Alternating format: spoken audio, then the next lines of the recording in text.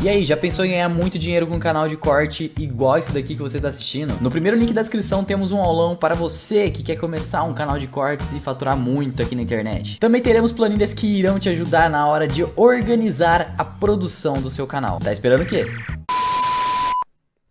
Vamos continuar, né? Acho que já me alonguei demais, né? 30 minutos falando de Bolsonaro, velho. Meu Deus do céu, viu? Esse Bolsonaro é demais. Aí você vem a Folha Política, né? Mas na verdade é a Folha. Aqui é só um perfil, mas a notícia é da Globo, é da Folha mesmo. Eleições 2022. Bolsonaro vai à festa do peão com Hang e Tarcísio e usa Arena como palanque. Bom, o Lula foi convidado pelo próprio Eduardo Bolsonaro. A festa é aberta. Assim como a Marcha para Jesus, o Lula não foi porque não quis. O Lula fugiu. Essa é a prioridade da Folha de São Paulo, bater no cara. Agora a Folha de São Paulo, com certeza, não vai comentar sobre isso. No dia de ontem, o Milton Neves, ele compartilhou aqui uma pesquisa da Exame Ideia, que bate muito, similar com o levantamento da Brasmarket e da Seis Sigma. Disputa para presidente e intenção de voto dos moradores do Sudeste no primeiro turno, aqui Exame Ideia. Você vê que Bolsonaro com 46%, Lula com 34%. As tendências, assim, a única coisa nova dessa tendência é a queda do Lula, porque então o Lula meio que se mantinha ali em um certo patamar. Agora o Lula começa a desidratar mesmo, só que Bolsonaro continua firme e forte. Na verdade, sim, ele continua mais firme do que nunca, né? Mais forte também. Ele está crescendo cada vez mais rápido. Só olhar nesse gráfico, você vê como a angulação da reta começa a subir. É o que todas as pesquisas vêm mostrando. Bolsonaro vem crescendo, Bolsonaro vem crescendo, Bolsonaro vem crescendo. E até pelo período, se você pensa, nas bondades do governo, do auxílio 600, faz total sentido.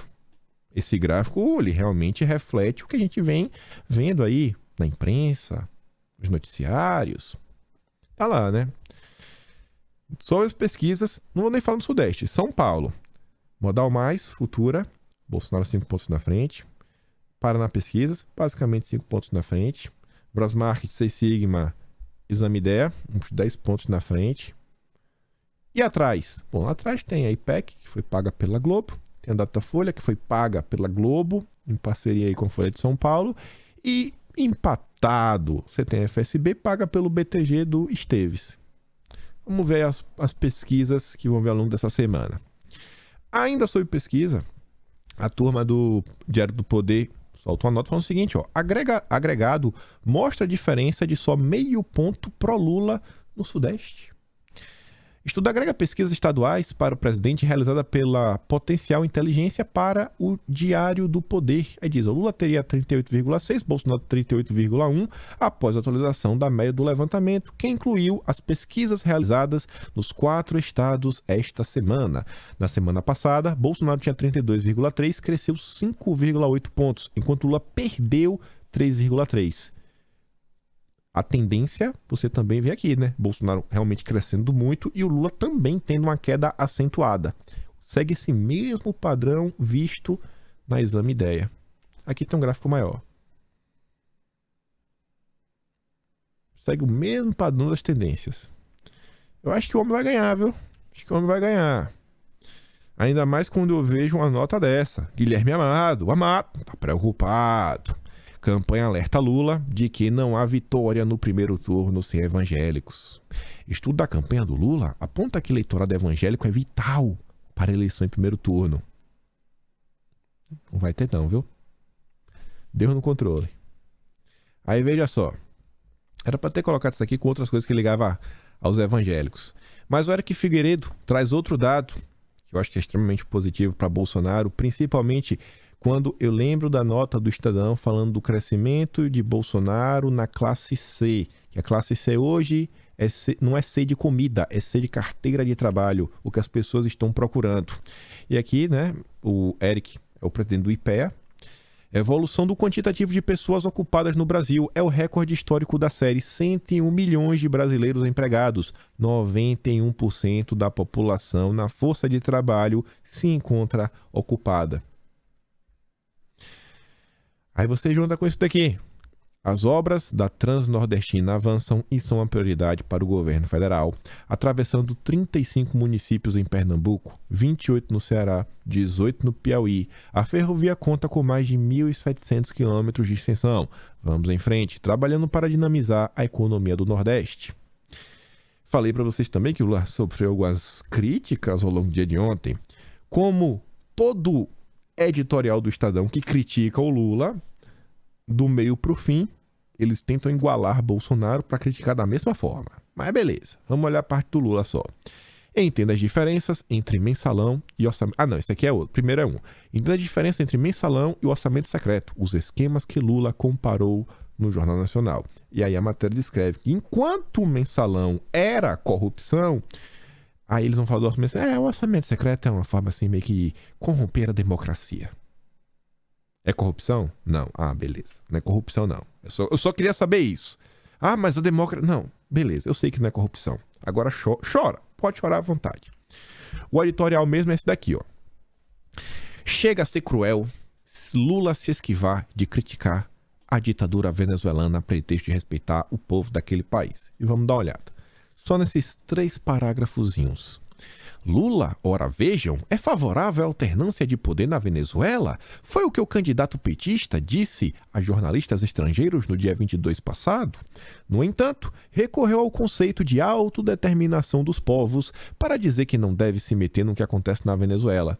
A mesma coisa que ele falou no Jornal Nacional, a mesma coisa que o PT falou lá na questão do Ortega, que o Lula foi entrevistar o país depois, né, que foi confrontado pela jornalista. Mais uma vez, Lula foi incapaz de criticar mesmo de leve a ditadura venezuelana, enquanto poupava o companheiro ditador Nicolás Maduro, que no passado já se referiu a Lula como um pai. Papai. O petista chamou o líder oposicionista venezuelano Juan Guaidó de impostor. O conceito de autodeterminação dos povos é a bengala que Lula usa sempre que é instado a demonstrar algum desconforto com a ditadura venezuelana ou com qualquer outra ditadura camarada. É como se dissesse que Maduro está no poder e governa de maneira tirânica, porque é isso o que desejam os venezuelanos. Ora, um povo exerce a autodeterminação quando é capaz de decidir livremente, por exemplo, sua condição política. Na Venezuela, essa liberdade simplesmente não existe e as cadeias estão cheias de quem deseja a autodeterminação. Ou seja, a cadeia está cheia de quem discorda do Maduro. Logo, chega a ser cruel esquivar-se de criticar a ditadura venezuelana a pretexto de respeitar o povo daquele país, como se o povo fosse livre para decidir seu destino. Mas o que Lula faz é ainda pior. Trata a tirania chavista como legítima e democrática. O Lula não recebe críticas na imprensa. Cada nota dessa que sai é uma coisa assim, meu Deus, o Lula está sendo criticado. O Lula está sendo criticado. A matéria segue falando que a direita também tem que abandonar Bolsonaro, parar de flertar com o golpismo. É inacreditável, mas é o Estadão, é a grande imprensa. Com o Bolsonaro, bate, ninguém cola, nem reflete, nem acredita. Agora do Lula, muita gente começa a se questionar, né? Rapaz, eu tinha esquecido disso, viu? Eu tinha esquecido do que o Lula defende. Aí você vê, ó. No Rio, Lula propõe debate com evangélicos e critica o uso de religião nas eleições. Como você propõe um debate e critica o uso de religião? Você não está querendo usar a religião para fazer um debate? Não é meio assim antagônico, né? Essas duas frases, essas duas propostas? Lula quer debater, vai falar que tá errado, é? Eu quero saber o que o Lula quer debater com evangélicos. Vai dar ruim, Lula. Ainda mais se perguntar, né, o que você defende, perguntar sobre pautas ideológicas, começar a conversar sobre família. Pode pegar muito mal pro PT, viu? Aí você vê aqui também. O Demagogia fez essa linda colagem. Parte do agronegócio é fascista e direitista, diz o Lula. Lula diz que ninguém precisa de padres e pastores após atacar igrejas. Lula se incomodou com o fato da vereadora Sonara Fernandes ter assassinado o PT às trevas. Lula diz que Bolsonaro não gosta de gente, ele gosta de policial. Lula critica a classe média brasileira e defende o meu corpo, minhas regras. Nós temos uma classe média que ostenta um padrão de vida que não tem na Europa, diz o Lula. Por essas falas, você sente bem, né? Quem é o cara, o que ele realmente defende. Vamos continuar. Olha para isso daqui. Quando você acha que não tem como o Felipe Neto surpreender, ele surpreende de novo. Parem de cair no papo de Lula quer regular a internet. O que Lula quer fazer é um projeto de regulamentação das mídias. Isso existe nos Estados Unidos, Inglaterra, Alemanha e vários outros. O projeto é criado, debatido e votado pelo Congresso, deputados e senadores. O cara brinca, assim, ele brinca com a sua mente e a sua capacidade de pensar por si mesmo. É público e notório todas as falas do Lula. Inclusive tem tweets do Lula, né, falando, ó, torçam para eu não voltar. Ele até fala para um certo grupo de mídia, porque se eu voltar, rapaz, eu vou regular a mídia. Agora o Felipe Neto fala isso porque ele sabe que para ele, meu Deus do céu, não vai acontecer nada. Nada. Ele não precisa ter medo do Lula, não. Quem tem que ter medo do Lula é a classe média. Aí você vê como são as coisas. O Rubens Menin é um cara que eu queria ofendê-lo, mas vocês sabem que eu ouvi falar palavrões, né? Eu fico de cara, porque ele tenta se demonstrar e anda assim, em alguns círculos de empresários mais à direita, né? Mais à direita, o Rubens Menin. Ele até foi esses dias aí falar da questão da gasolina, foi defender uns pontos aí de Bolsonaro no Twitter. Só que enquanto o dono da CNN tem um tipo de posicionamento, a empresa dele é da extrema esquerda lulista. Ontem eu me deparei com isso daqui, por Leandro Rezende. Carlos Bolsonaro disparou para influenciadores bolsonaristas um vídeo em resposta à entrevista do ex-presidente Lula da Silva no Jornal Nacional.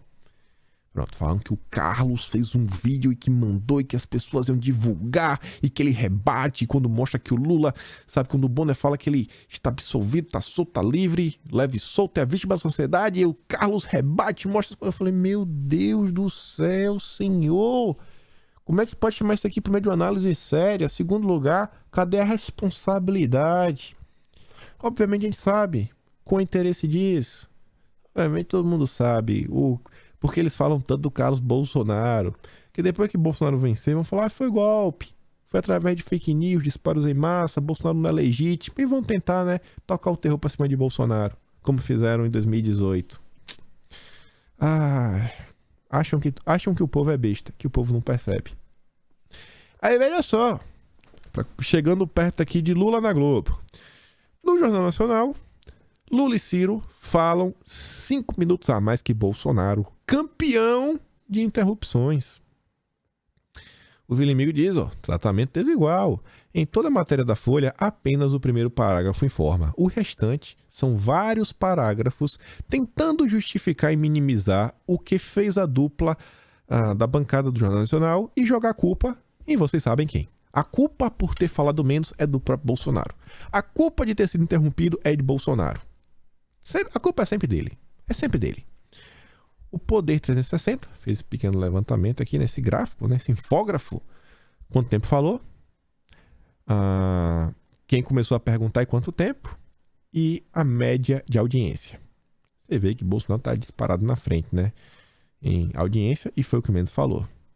E a pergunta inicial, a maior e com mais palavras, foi para Bolsonaro. É a vida, né? Mas beleza.